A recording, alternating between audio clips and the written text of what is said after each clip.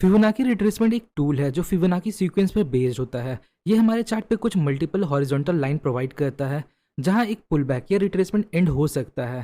Price in level तक retrace करने के बाद वापस यहाँ से रिवर्स हो सकता है। इसमें भी जो 0.5 और 0.618 का लेवल होता है वो बहुत इंपॉर्टेंट होता है। इन लेवल से प्राइस के रिवर्स होने के चांसेस ज़्यादा होते हैं। सो फिबोनाची टूल को अप्लाई करने के बाद अगर आपको 0.5 या 0.618 लेवल के आसपास कोई सपोर्ट या रेजिस्टेंस लेवल देखने को मिलता है, फॉर दिस एग्जांपल यहाँ हमारे पास इस फिबोनाची लेवल के साथ एक सपोर्ट लेवल भी है। नेक्स्ट प्राइस इस लेवल तक रिट्रेस करता है और यहाँ हमें एक लॉन्ग वीक रिजेक्शन कैंडल देखने को मिलता है। नेक्स्ट प्राइस जब इसके हाई को ब्रेक करता है तो ये इंडिकेट करता है प्राइस अब यहाँ से ऊपर जा सकता है। नेक्स्ट है ब्रेकआउट पैटर्न्स। यहाँ मार्केट एक रेंज में है, फिर ट्रेंड के डायरेक्शन में ब्रेकआउट देता है और फिर मार्केट अपने ट्रेंड को कंटिन्यू करता है। तो ब्रेकआउट पैटर्न के हेल्प से हम ट्रेड प्लान कर सकते हैं। तो कुछ मोस्ट फेमस ब्रेकआउट पैटर्न्स है लाइक फ्लैग पैटर्न और रेक्टेंगल पैटर्न। की पॉइंट ये है अगर इन पैटर्न्स को ट्रेंड के डायरेक्शन में ट्रेड किया जाए तो ये बहुत अच्छा रिजल्ट देते हैं। नेक्स्ट है रिवर्सल पैटर्न। जब प्राइस अपने करंट ट्रेंड के डायरेक्शन को चेंज करता है, for example market up trend से डाउन ट्रेंड में शिफ्ट होता है, तो इसे हम रिवर्सल बोलते हैं। और इन रिवर्सल्स को हम कुछ पैटर्न्स के हेल्प से आइडेंटिफाई कर सकते हैं like double top pattern, head and shoulder pattern.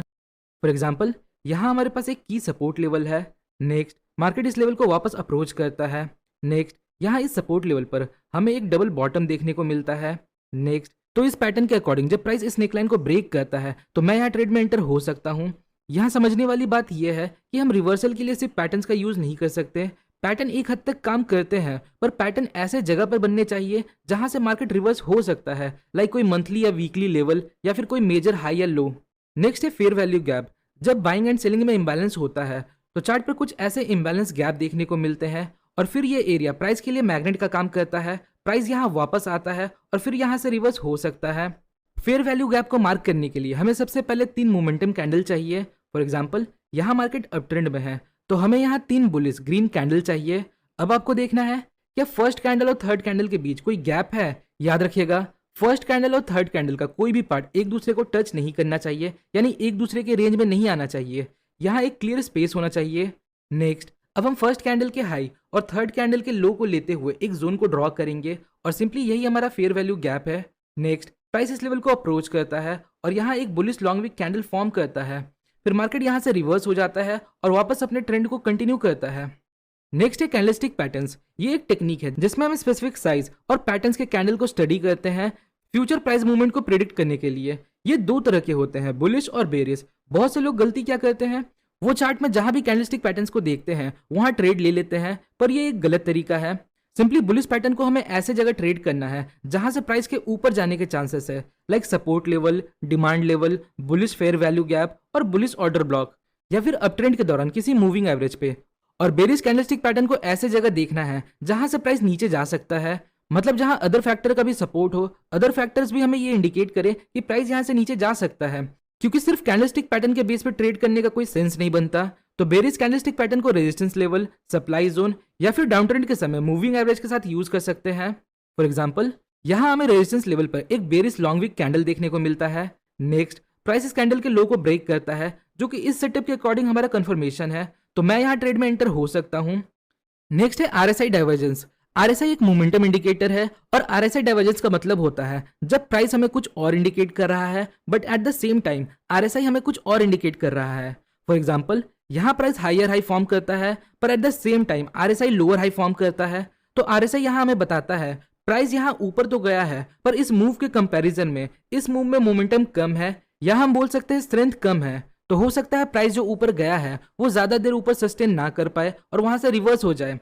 अब एक बात समझिए, आरएसआई डाइवर्जेंस को हम बाय और सेल के लिए यूज नहीं कर सकते, हम इसके हेल्प से प्राइस एक्शन को कंफर्म कर सकते हैं। फॉर एग्जांपल अगर एक double bottom pattern support level पर बनता है और इसी के साथ साथ हमें इंडिकेटर में आरएसआई डाइवर्जेंस देखने को मिलता है, तो ये डाइवर्जेंस इस पैटर्न की प्रोबेबिलिटी को और बढ़ा देता है क्योंकि ये एक बुलिश डाइवर्जेंस है और वो भी सपोर्ट लेवल पर है। नेक्स्ट या फिर प्राइस जब किसी मेजर की लेवल को अप्रोच कर रहा है और उस समय हमें डाइवर्जेंस देखने को मिलते हैं, तो ये भी एक इंडिकेशन है। और फिर नेक्स्ट मैं यहाँ कैंडलस्टिक पैटर्न्स का कंफर्मेशन लेकर ट्रेड ले सकता हूँ। नेक्स्ट है सपोर्ट एंड रेजिस्टेंस। आप सबको पता ही होगा सपोर्ट वो लेवल है जहां से प्राइस ऊपर जा सकता है और रेजिस्टेंस वो लेवल है जहां से प्राइस नीचे जा सकता है। पर पता कैसे चलेगा प्राइस रिवर्स होगा या नहीं? सिंपली आपको सपोर्ट और रेजिस्टेंस लेवल पर हलचल देखना है क्या प्राइस इस लेवल को रिस्पेक्ट कर रहा है क्या प्राइस इन लेवल पे कोई ब्रेक लेता है या फिर क्या प्राइस इन लेवल तक आते आते स्लो हुआ है। ये कुछ चीजें हमें देखनी होती है जो हम कैंडलस्टिक की मदद से पता लगा सकते हैं। फॉर एग्जाम्पल, अगर सपोर्ट लेवल पर लॉन्ग वीक कैंडल बनता है तो ये हमें रिजेक्शन इंडिकेट करता है कि प्राइस इस लेवल को ब्रेक करने की कोशिश कर रहा था पर नहीं कर पाया, मतलब प्राइस यहाँ रुक गया, मतलब प्राइस इस लेवल को रिस्पेक्ट कर रहा है, प्राइस इस लेवल के साथ रिएक्ट कर रहा है। पर ये सिर्फ रिएक्शन है, हम कंफर्मेशन के लिए डिफरेंट चीजों को यूज करते हैं। लाइक अगर सपोर्ट लेवल पे कोई हैमर कैंडलस्टिक है तो हम इसके हाई ब्रेक होने का वेट करेंगे और जब इसका हाई ब्रेक होता है तो ये एक एंट्री सिग्नल हो सकता है। उसी तरह अगर मल्टीपल लॉन्ग वीक कैंडल है तो ये भी हमें रिएक्शन और रिजेक्शन इंडिकेट करता है। अगर किसी सपोर्ट या रेजिस्टेंस लेवल पर डोजी या इंडिसीजन कैंडल फॉर्म होता है तो ये भी हमें रिएक्शन इंडिकेट करता है। और अगर किसी लेवल तक जाते जाते कैंडल्स का साइज छोटा होते जाता है तो ये भी एक इंडिकेशन है कि प्राइस इस लेवल को रिस्पेक्ट कर रहा है और फिर हम यहाँ फर्दर कंफर्मेशन के बेस पे ट्रेड प्लान कर सकते हैं। नेक्स्ट है डायनेमिक सपोर्ट एंड रेजिस्टेंस। जो चार्ट पर हम सपोर्ट और रेजिस्टेंस लेवल ड्रॉ करते हैं वो स्टैटिक होते हैं और हॉरिजॉन्टल होते हैं, मतलब ये जो लेवल्स है वो स्थिर है, ये प्राइस के साथ मूव नहीं करता। पर मूविंग एवरेज एक तरह का डायनेमिक सपोर्ट और रेजिस्टेंस लेवल है। अप ट्रेंड के समय ये सपोर्ट का काम करता है और डाउन ट्रेंड के समय ये रेजिस्टेंस का काम करता है। तो कौन सा मूविंग एवरेज बेस्ट है? आंसर है सबकी स्ट्रेटेजीज अलग होती है, डिफरेंट लोग डिफरेंट मूविंग एवरेज यूज करते हैं। ऐसा भी जरूरी नहीं है हर बार 50 पीरियड का मूविंग एवरेज काम करे या फिर हर बार 40 पीरियड का मूविंग एवरेज काम करे। तो सिंपली पहले आपको चेक कर लेना है कि अभी जो ट्रेंडिंग मूव चल रहा है वो करेंटली किस पीरियड के मूविंग एवरेज को रिस्पेक्ट कर रहा है। करेंटली जो ट्रेंड चल रहा है वो जिस भी मूविंग एवरेज को 3 बार से ज्यादा रिस्पेक्ट कर चुका है वो अभी के सिचुएशन के लिए बेस्ट है। फिर नेक्स्ट टाइम जब प्राइस यहाँ आएगा तो हम कैंडलस्टिक के बिहेवियर को देख के ट्रेड प्लान कर सकते हैं। फॉर एग्जाम्पल, अभी यहाँ जो ट्रेंड है वो करंटली 50 पीरियड के मूविंग एवरेज को रिस्पेक्ट कर रहा है। वो हमने कैसे पता लगाया? सिंपली यहाँ देखिए, प्राइस ने इसे ऑलरेडी 3 बार रिस्पेक्ट किया है तो हो सकता है ये फ्यूचर में भी रिस्पेक्ट करे। तो फिलहाल हम इस मूविंग एवरेज पे काम करेंगे। नेक्स्ट है ट्रेंड लाइन ट्रेडिंग। ये एक डायगोनल लाइन होता है जो हम मिनिमम 3 स्विंग पॉइंट को कनेक्ट करते हुए ड्रॉ करते हैं। अपवर्ड ट्रेंड लाइन का मतलब होता है मार्केट अभी बुलिश है और हमें बाइंग के इंडिकेशंस को ढूंढना है, और डाउनवर्ड ट्रेंड लाइन का मतलब होता है मार्केट अभी बेरिश है और हमें सेलिंग की अपॉर्चुनिटीज को ढूंढना है। तो ट्रेंड लाइन को यूज कैसे करना है? ये बिल्कुल सिंपल है। अप ट्रेंड में ये सपोर्ट की तरह काम करता है और डाउन ट्रेंड में ये रेजिस्टेंस की तरह काम करता है। फॉर एग्जाम्पल, यहाँ मार्केट अप ट्रेंड में है तो हमने इन स्विंग पॉइंट्स को लेते हुए एक ट्रेंड लाइन ड्रॉ किया। यहाँ देखिए, जो प्राइस है वो ऑलरेडी पास्ट में इस ट्रेंड लाइन के साथ रिएक्ट कर चुका है। So there is a probability कि जब प्राइस वापस यहाँ आएगा तो वापस यहाँ से रिवर्स हो सकता है। सो सिंपली अगर नेक्स्ट टाइम प्राइस इस लाइन के पास आता है और कोई बुलिश सिग्नल शो करता है तो मैं यहाँ ट्रेड में एंटर हो सकता हूँ। नेक्स्ट है वॉल्यूम बेस्ड ट्रेडिंग। वॉल्यूम एक ऐसा इंडिकेटर है जो हमें प्राइस के मूवमेंट का स्ट्रेंथ बताता है ट्रेड वॉल्यूम को एनालाइज करके। फर्स्ट इंडिकेटर है वॉल्यूम बार। ये ईच कैंडल का वॉल्यूम बताता है। ये हमें जेन्युइन ब्रेकआउट को आइडेंटिफाई करने में हेल्प करता है। लाइक अगर ब्रेकआउट कैंडल का वॉल्यूम लो है तो ये एक फॉल्स ब्रेकआउट हो सकता है, और अगर ब्रेकआउट कैंडल का वॉल्यूम हाई है तो ये एक जेन्युइन ब्रेकआउट हो सकता है। नेक्स्ट, ये हमें प्राइस के मूवमेंट का स्ट्रेंथ बताता है। अगर प्राइस ऊपर जा रहा है लेकिन वॉल्यूम डाउन होता जा रहा है तो ये हमें बताता है प्राइस में स्ट्रेंथ कम है और प्राइस अब यहाँ से रिवर्स हो सकता है। और वहीं अगर प्राइस ऊपर जा रहा है और साथ ही साथ वॉल्यूम भी बढ़ रहा है तो ये हमें बताता है प्राइस में स्ट्रेंथ है, प्राइस अभी और ऊपर जा सकता है। नेक्स्ट है वॉल्यूम प्रोफाइल इंडिकेटर। इस इंडिकेटर के जो बार्स होते हैं वो हॉरिजॉन्टली प्लेस्ड होते हैं और ये हमें वो लेवल्स बताता है जहां वॉल्यूम बहुत ज्यादा है। तो हाई वॉल्यूम लेवल्स को हम एज अ सपोर्ट और रेजिस्टेंस यूज कर सकते हैं या फिर एज अ की लेवल यूज कर सकते हैं पोटेंशियल ट्रेड लेने के लिए। नेक्स्ट है demand and supply trading. Demand and supply वो लेवल होते हैं जहां इंस्टीट्यूशन बाइंग एंड सेलिंग करते हैं, पर हमें पता कैसे चलेगा वो किस लेवल पर बाई या सेल कर रहे हैं? सिंपली जब भी वो बड़े क्वांटिटी में बाई या सेल करते हैं तो वो कुछ फुटप्रिंट छोड़ जाते हैं जो है कंटिन्यू बिग मोमेंटम कैंडल्स, कुछ इस प्रकार के कैंडल।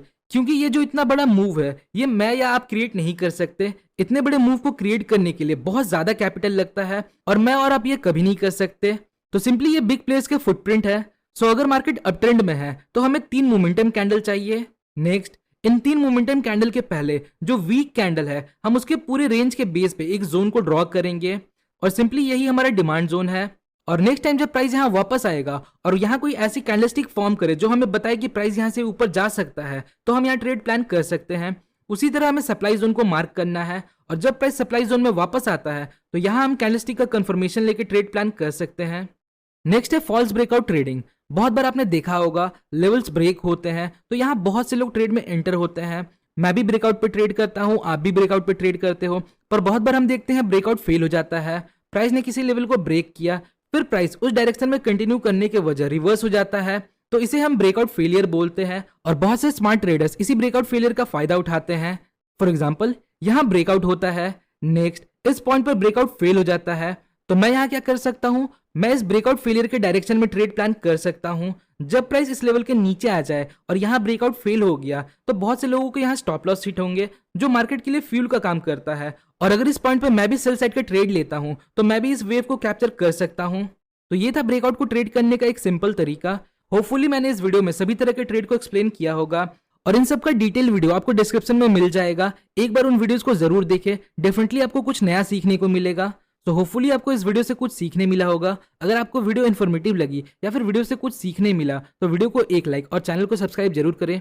मिलते हैं नेक्स्ट वीडियो में, तब तक के लिए best of luck for your stock journey.